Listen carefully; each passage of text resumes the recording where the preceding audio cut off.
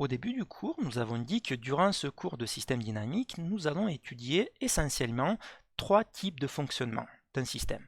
Donc si vous avez un système qui est excité par une entrée U et qui répond avec une sortie Y comme illustré ici, donc là vous avez le tracé de l'entrée et ici le tracé de la sortie, on peut identifier quatre types de régimes de fonctionnement.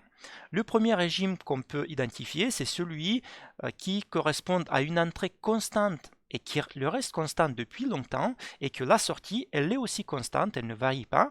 Dans ce cas-là, il s'agit d'un régime établi ou d'un régime permanent et l'outil le plus adapté pour étudier ce régime permanent, c'est tout simplement un modèle statique ou stationnaire.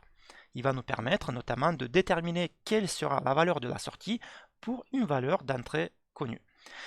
Le deuxième type de régime qui sera étudié durant ce cours, c'est le régime transitoire que vous avez illustré dans cette zone-là. En fait, il s'agit d'une variation rapide de l'entrée, par exemple suite à un échelon, qui va passer l'entrée d'un régime initial vers une valeur finale, avec une transition rapide entre les deux.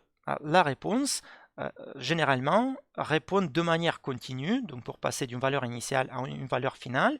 Et pour caractériser ce régime que vous avez décrit ici, l'outil le plus adapté pour pouvoir déterminer par exemple les temps de réponse, les dépassements s'il y en a, et ainsi de suite, c'est la fonction de transfert. C'est l'outil par excellence pour caractériser et étudier le comportement du système dynamique dans ce régime-là.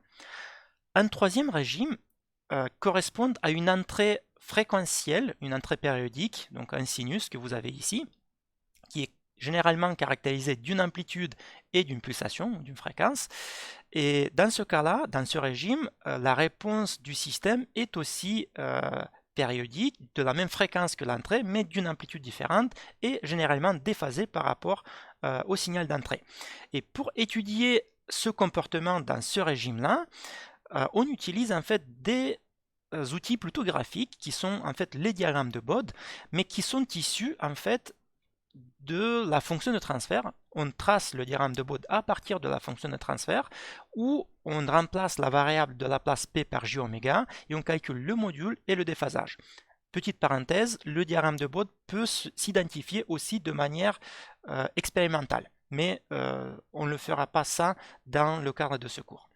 Et finalement, le quatrième régime de fonctionnement est le régime harmonique transitoire, que vous le voyez ici. En fait, dès qu'on applique sur l'entrée du système un signal sinusoïdal qui avant était à un régime permanent, ce qui va se passer, c'est que la réponse ne sera pas de suite une sinusoïde bien régulière, comme c'est le cas dans le régime harmonique permanent. Donc vous allez avoir un sinus avec une certaine distorsion qui est en fait une combinaison du régime harmonique permanent et du régime transitoire temporel.